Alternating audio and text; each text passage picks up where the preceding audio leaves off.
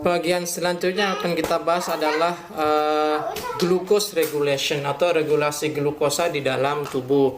Nah, ini nanti akan didiskusikan juga berdasarkan jurnal yang saya berikan di LMS. Nah, sebelum kita membahas lebih dalam tentang regulasi glukosa, kita harus tahu salah satu kelenjar endokrin yang mengatur kadar glukosa selain tadi adrenal tadi. Ya, ini adalah pankreas ya.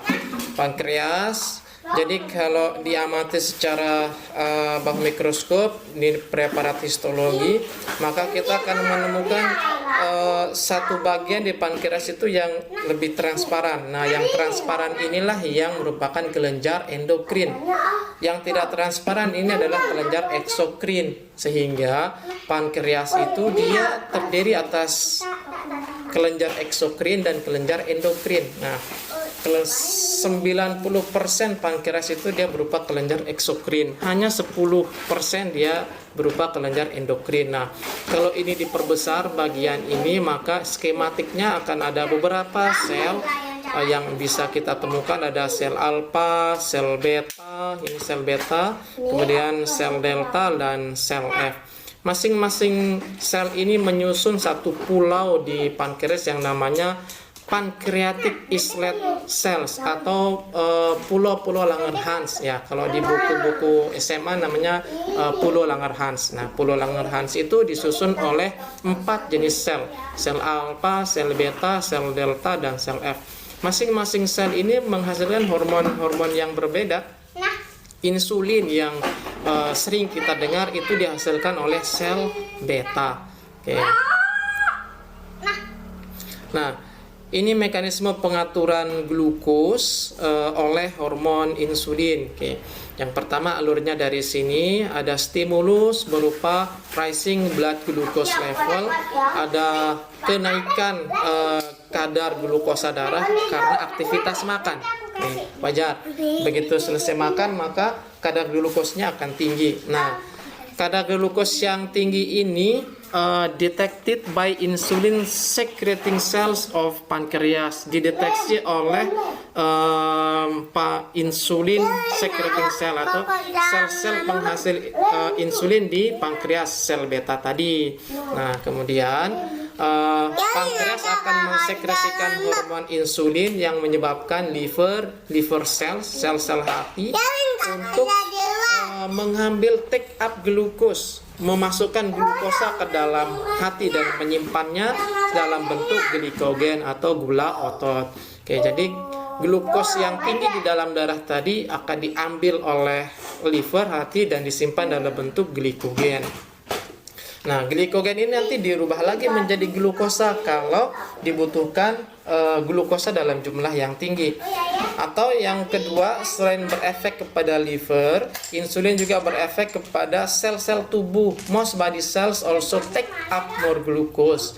Sebagian besar sel-sel tubuh juga memasukkan glukos atau menyimpannya di dalam selnya. Itu efek dari insulin. Nah, karena semua sel tubuh mengambil glukosa, termasuk liver juga mengambil glukos, maka glucose level in the blood decline, level glukosa di dalam darah itu menurun dan insulin release stop. Jadi insulinnya dihentikan produksinya oleh pankreas sehingga kadar glukosa dalam darah kembali normal. Itulah mekanisme pengaturan glukos oleh insulin. Oke.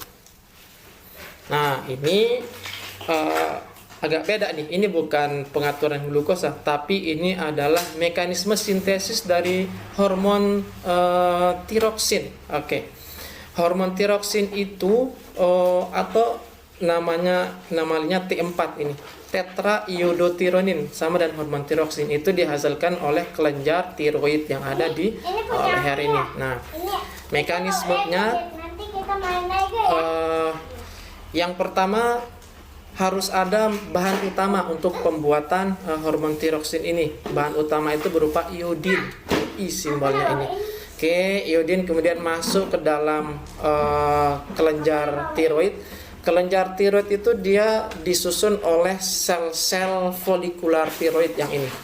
thyroid follicular cell. Oke, ini ada sel-sel folikelnya, ini yang satu lingkaran, satu kotak ini satu sel folikel, jadi banyak penyusunnya. Oke. Nah, ini diperbesar satu sel folikel. Oke.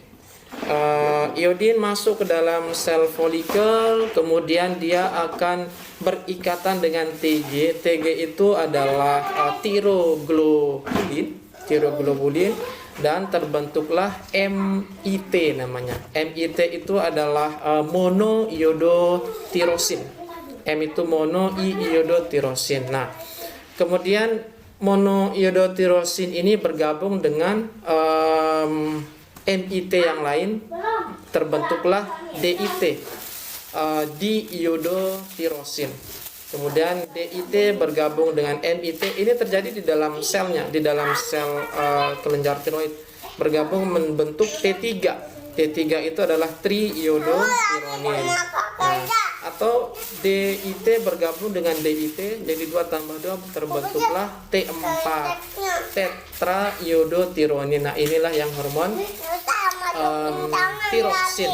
Kemudian hormon tiroksin ini nanti T3, T4, MIT dan DIT akan dikeluarkan dari sitoplasma, terus sampai T3 T4-nya keluar, sampailah dia ke pembuluh darah dan dialirkan ke seluruh tubuh ya. Tadi T4 itu salah satu perannya adalah mengatur suhu tubuh. Ini mekanisme sintesis dari hormon tiroksin, sangat-sangat kompleks. Nah, apa yang terjadi jika bahan baku utamanya dalam hal ini iodin tidak tersedia? Maka yang terjadi adalah tidak terbentuk T4 dan satu folikel ini atau folikel-folikel yang lain ini akan membesar. Karena folikel-folikel ini membesar, maka terbentuklah penyakit yang namanya gondok. Nah, gondok itu penyebabnya adalah kekurangan iodin. Karena tidak ada bahan baku untuk membuat hormon T4 atau tetraiodotironin. Jadi orang yang penyakit gondok ini, saudara-saudara kita itu yang membesar itu adalah sel-sel folikel yang ini. Nah, baik, silakan didiskusikan. Ini discuss session, salah satu jurnal tulisan kami tentang histologi pankreas tikus diabetes setelah pemberian suspensi biji buah Makassar, Brucea javanica Elmer. Nanti rekan-rekan mahasiswa bisa melihat bagaimana bentuk histologi dari pankreas yang sakit dengan yang normal. Baik, ini yang bisa saya sampaikan. Sekian dan terima kasih. Assalamualaikum warahmatullahi wabarakatuh.